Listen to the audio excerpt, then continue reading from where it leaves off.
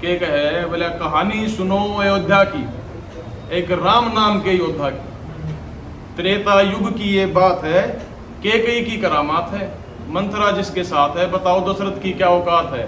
जो नौजवान बेटे को वनवास दे बैठा, कैकेयी ने बचाए प्राण जब वो प्रण के रूप में प्राण दे बैठा। पर ऐठा भरत भाई वियोग में, बोला तेरे संग लूंगा जोग में और रोग में तेरे सारे हर लूंगा, और अगर तू अब भी नहीं मानता तो 14 वर्ष खड़ा रख के सिंहासन पे मैं ऐसे ही राज कर लूंगा। राम की आंख नम थी, सामने मुसीबत भी कहाँ कम थी, पर हजम थी सारी परेशानी। साथ में छोटा भाई लखन था, खुद हरि का अवतार राम। लक्ष्मण अपने आप में हिरण था और कण था विराजमान संसार का। राम की एक एक सांस में कब राम आए और दीप जड़े, सारी अयोध्या बैठी थी इसी आस में। और ऐसा आस में राम ने भी सोची थी कि सोने का हिरण कहीं ना सच्चा हो, जितना दूर रहा जाए इससे उतना सीता के लिए अच्छा हो।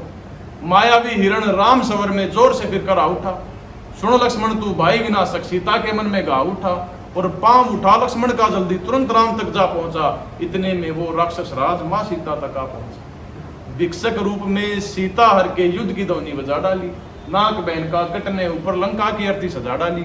अक्षय मेघनाथ कुंभकर्ण जैसे रावण की सेना में वीर हुए, ब्रह्मास्त्र और नारायण अस्त्र रावण के तुनीर में तीर हुए, पर गंभीर हुए श्री रामचंद्र जी। सेना के नाम पे कुछ ना था, सीता को भी ढूंढ सके ना, सीता के दर्शन सपना था, पर अपना था एक परम भक्त, खुद को बजरंग बली बताता था।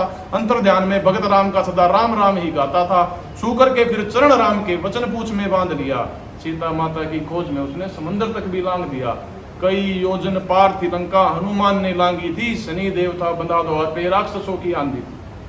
अशोक वाटिका माता मिली, हनुमान पहचाना ना, परम भक्त उस राम भक्त को माता सीता ने जाना ना।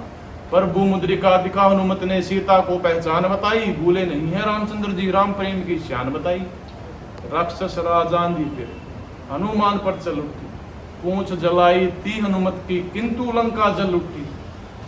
फिर दूसरी साइड से आता है विभीषण, कहता है कि सुनो भराता कहे विभीषण, सीता को आजाद करो, एक नारी के प्रेम विवशना लंका को बर्बाद करो। अहंकार विवश रावण श्री राम को पहचाने ना, सारी सृष्टि राम के वश है बात नहीं किए जाने ना। हठ में चूर रावण फिर विभीषण को भगा बैठा, कुलनाशक बनकर विभीषण राम शिविर में जा बैठा।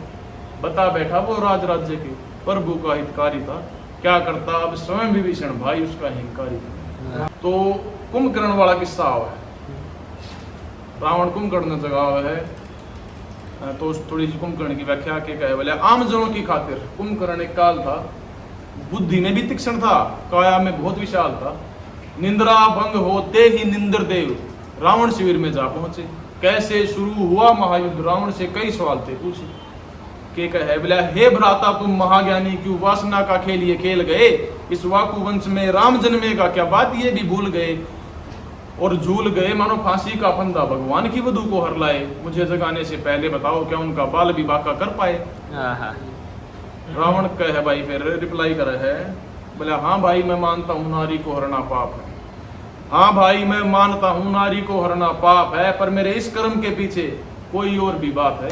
इकलौती बहन वो शूर्पणखा नाक कटा के आई थी, लंका की नाक को राम के चरणों में टिका के आई थी। मैंने नाक के बदले नारी लेके लंका की नाक बचाई है, मैं हंस के मृत्यु आलिंगन दूंगर वो इस करते पर आई है। और फिर कहे बोला बहन की खातिर सही गलत को मैं चरणों में अपने रखता हूँ, देख के प्रेम लखन राम का अपने भाइयों को तकता हूँ। एक भाई ने मुझको छोड़ा, राम के चरणों में लेट गया, सारा बंधु तब और लाड भाई के एक झगड़े में ही समेट गया। दूसरा भाई नींद से उठ के मुझे समझाने आया, क्या सही और क्या गलत है रावण को बताने आया। फिर भाई कुंभकर्ण का है बोला नहीं भैया मैं सही की खातिर मेरे भाई को नहीं छोड़ूंगा, देश प्रेम और बंधुत्व से मैं ना रिश्ता तोड़ूंगा ना मोड़ूंगा मैं मुख आपसे, आशीर्वाद दे के उपकार करो। अब श्री राम देखेंगे पराक्रम मेरा, मेरा अंतिम प्रणाम स्वीकार करो।